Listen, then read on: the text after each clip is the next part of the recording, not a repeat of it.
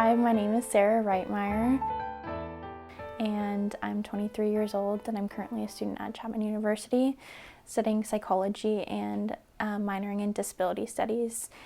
And I am applying to grad schools currently, wanting to study health policy and administration, hopefully to go on and change healthcare in the United States, which I think will take a lot, but if one person out of, so many people, I don't know, I feel like if you can get just one person with a really loud voice, it makes all the difference.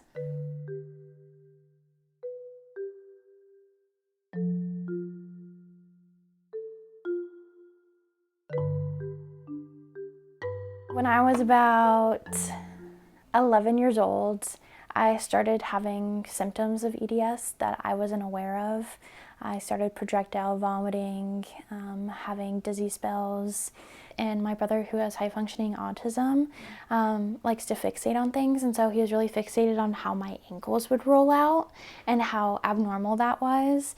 And so he would just watch my ankles roll every single time I would walk, and he's like, "Mom, that's not normal." So I went to a couple orthopedics, and they're like, "Okay, let's have surgery, let's tighten your ligaments." I ended up being allergic to my sutures, my cast. They had to take my cast off early. I had folliculitis all over my leg. I had no wound care. They dug out 2 layers of sutures, and so it just kind of led to me being on crutches for a year and a half with an open gaping wound for about almost 2 years. And I had a doctor say, like, "Hey Sarah, like, you're kind of crazy. Like, maybe like you should just go off all your meds because you actually don't have anything wrong with you." So then he sent me to a pain psychologist, which was kind of a blessing in disguise because his pain psychologist actually took the time to look at my diagnoses and kind of just spend the time to be like, okay, there is something wrong with this kid, and just give me a chance. And so she saw that the electrodes doing biofeedback weren't working on my ears and my hands because I'd get so cold. And so she was like, okay, like, this is weird. She went to a conference and she was like, "Oh my gosh, Sarah has this."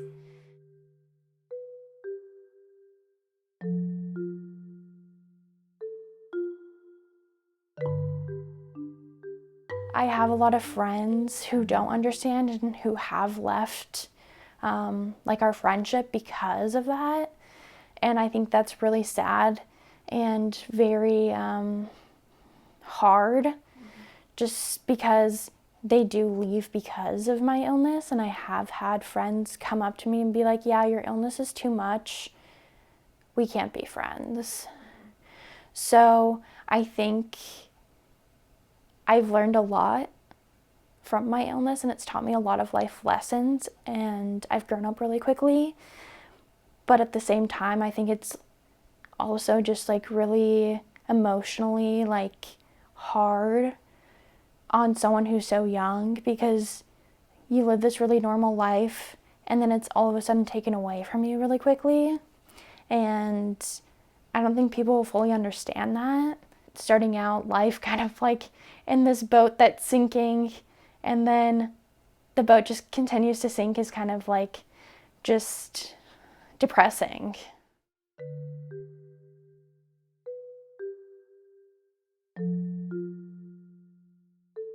I wish people would understand that not every disability or every illness has to be visible.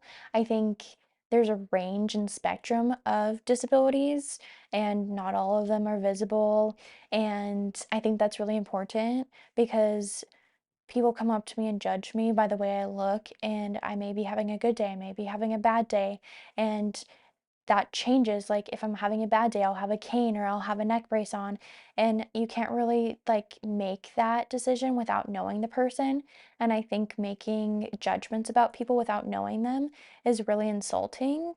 And I think that's something that I've learned being sick, is like you can't judge someone.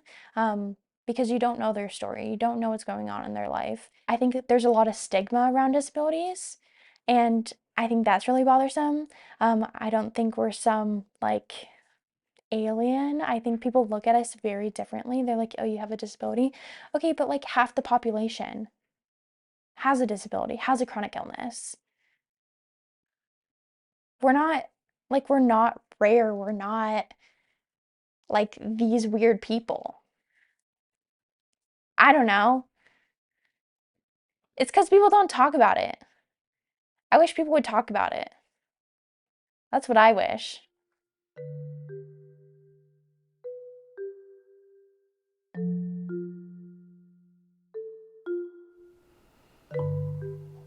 That's a tough one. I have a lot of dreams. Okay. I'm a very ambitious person. For being sick, I think I'm very stubborn and very driven. I have a huge smile on my face because I just have so many things I want to do in life. Oh, like be a disability lawyer, work for the NIH, be like have that credibility, have my PhD. I mean, talking to Congress, talking about like better health care and kind of just, I don't know, making the world a better place. I know that sounds really cheesy, but I think that if we can continue to get people to do it, it makes all the difference.